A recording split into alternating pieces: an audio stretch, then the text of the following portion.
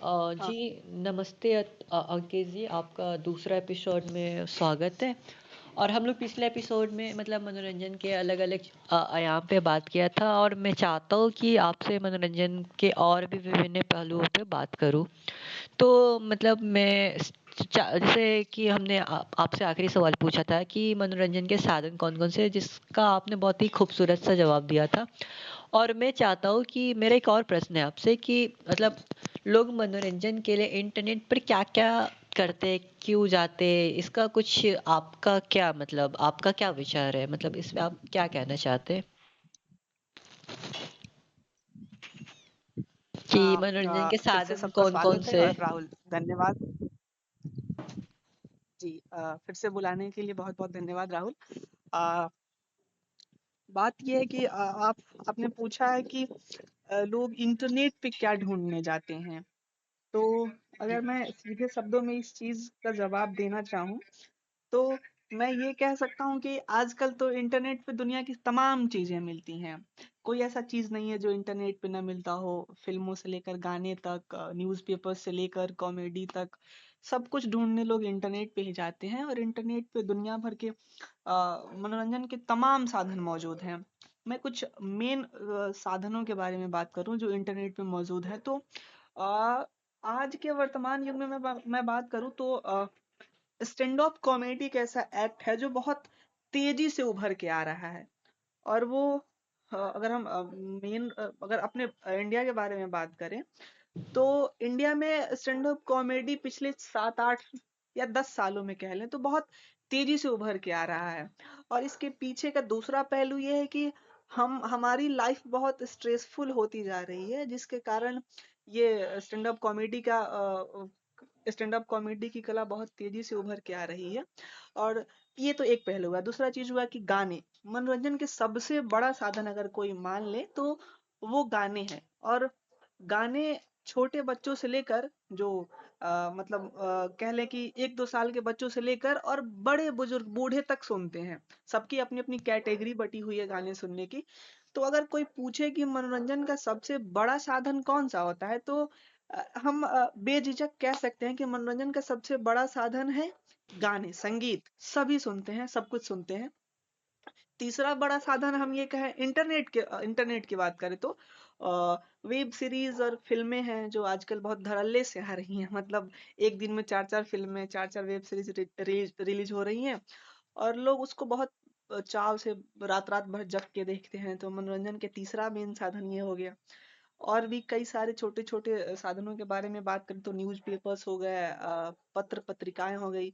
एक से एक बढ़िया साहित्यिक और मनोरंजक पत्रिकाएँ आती हैं, मैगज़ीन्स आते हैं जो लोग बहुत बड़े चाव से आजकल पढ़ना चाह रहे हैं।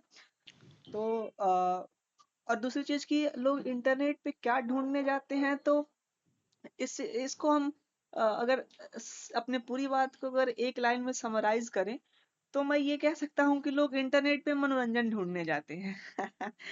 और मैं सीधे शब्दों में यही कह सकता हूँ कि लोग इंटरनेट पे मनोरंजन ही ढूँढने जाते हैं कि उन्हें लगता है कि जो खाली समय हम बैठ के व्यतीत कर रहे हैं, कुछ देख लें, तो हम अच्छा फ़ील करने लगे, फिर अपने काम को लौटें। ऑफ़िस में काम करने वाले लोग भी ऑफ़िस में काम करते-करते थक जाते हैं, तो वो फिर 2 एक गाने सुन लिए, 2 एक वीडियोज़ देख लिए, तो वो खुद को मनोरंजित और खुद को ऊर्जावान महसूस करते हैं। जी, जी, राहुल। जी, आपने बहुत ही खूबसूरत सा जवाब दिया इंटरनेट के पर्सपेक्टिव में। लेकिन मेरा एक और सवाल हाँ, था कि मैं एक चीज़ यहाँ पे ऐड करना चाहूँगा। मैं जानना चाहूँगा कि आप मनोरंजन के लिए क्या करते हैं? इंटरनेट पे क्या ढूँढते हैं? और मतलब आपके मनोरंजन का मेन साधन क्या है? आप खुद को कैसे मनोरंजित करते हैं? जी, आपका ताकि सबको पता चले। प्रश्न जी। जी, अंकित जी, आपका प्रश्न बहुत ही खूबसूरत है। जैसा कि आपने पूछा कि मैं मनोरंजन के लिए इंटरनेट पे क्या-क्या खोजता हूँ, तो जैसे कि मैं अभी मतलब मास्टर्स का स्टूडेंट हूँ, कला इतिहास का। तो मैं मोस्टली टाइम क्या जी। करता हूँ कि खाली और मैं थोड़ा बहुत फ़ोटोग्राफ़ी करता हूँ, तो मैं खाली समय में क्या करता हूँ कि मैं जो अच्छे फ़ोटोग्राफ़र्स हैं, उनके कामों को देखता हूँ। मतलब कुछ सोशल साइट्स है जैसे कि फ़ेसबुक, इंस्टाग्राम, तो मैं उनके प्रोफ़ाइल्स पे विज़िट करके उनके फ़ोटोज़ वगैरह को देखता हूँ कि वो कैसे फ़ोटोज़ क्लिक कर रहे हैं या उनके फ़ोटोज़ के सब्जेक्ट क्या है।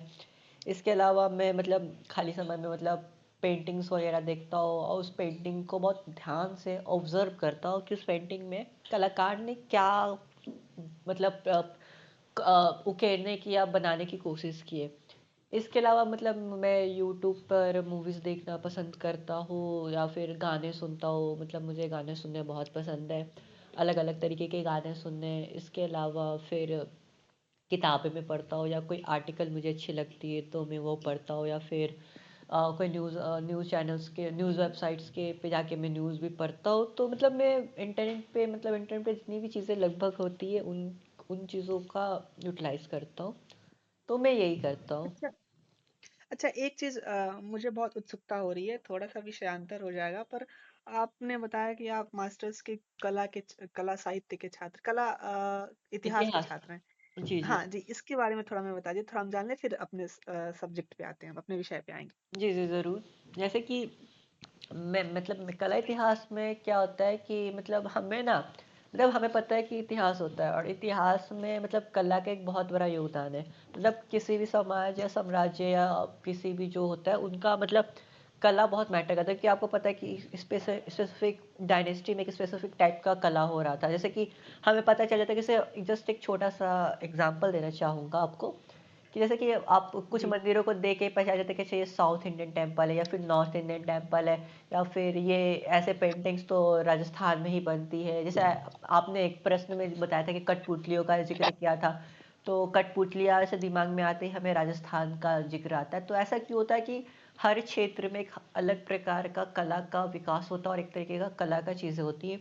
और हमें बेसिकली मतलब इतिहास ना पढ़ा के कला का इतिहास पढ़ाया जाता है, जिसमें हमें मतलब मॉन्यूमेंट्स का, स्कल्पचर्स का, पेंटिंग्स के बारे में पढ़ाई जाती है। और हम पूरा हिस्ट्री नहीं पढ़ते हैं, बट हमें सिर्फ कला, जो हिस्ट्री में जो कला का योगदान है उसे हम पढ़ते हैं।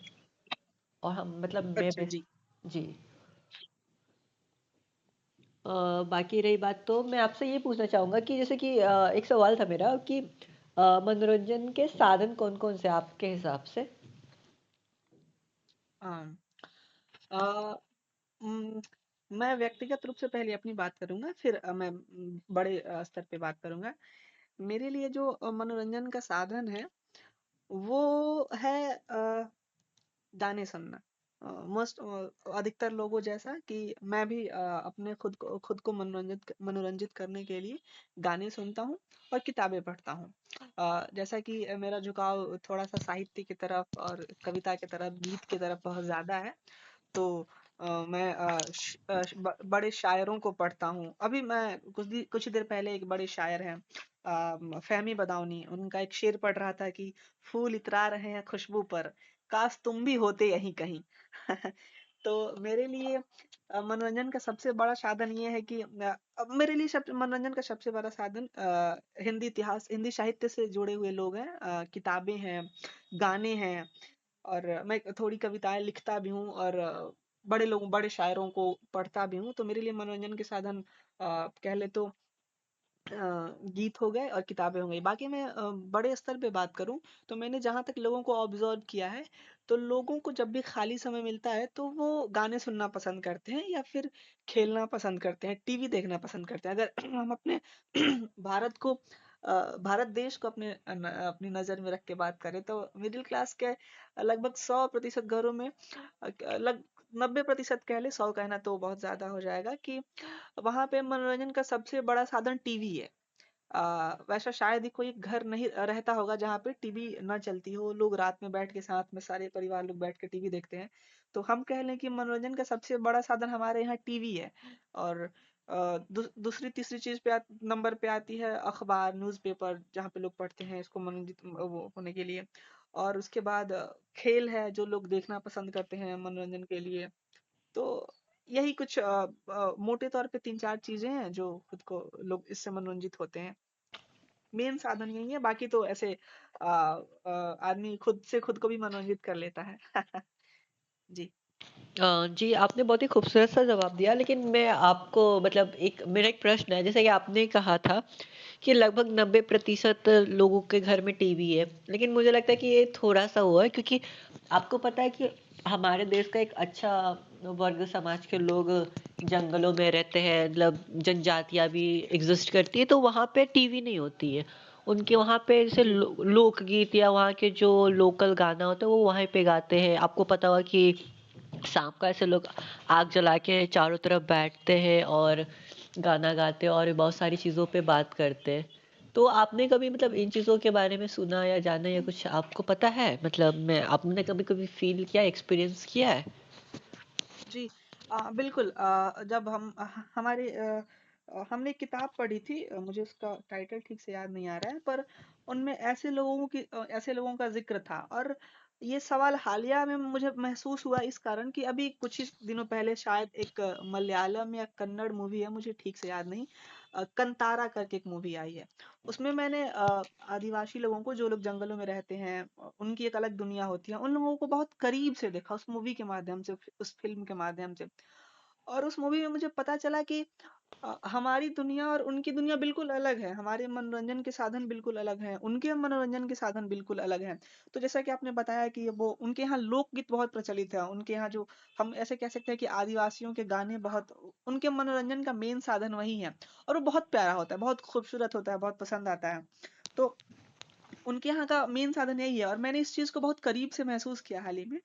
तो मैं बिल्कुल कह सकता हूँ कि उन लोगों की संस्कृति, उन लोगों का रहन-सहन, उन लोगों का मनोरंजन, उनकी भी अपनी एक खूबसूरती है। वो बहुत प्यारी है। जी। जी। मतलब आपने बहुत सारे पहलुओं पे बहुत खूबसूरती से जवाब दिया। मुझे लगता है कि और भी चीज़ों पे मैं चाहता हूँ कि मैं आपसे संगीत के ऊपर और अच्छे विषय पे बात करूँ मतलब विस्तार रूप से।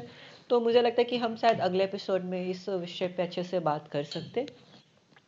जी, जी, आप जी, बिल्कुल, बिल्कुल। जी, आपका बहुत-बहुत धन्यवाद अंकित जी। बहुत शुक्रिया राहुल। Thank you.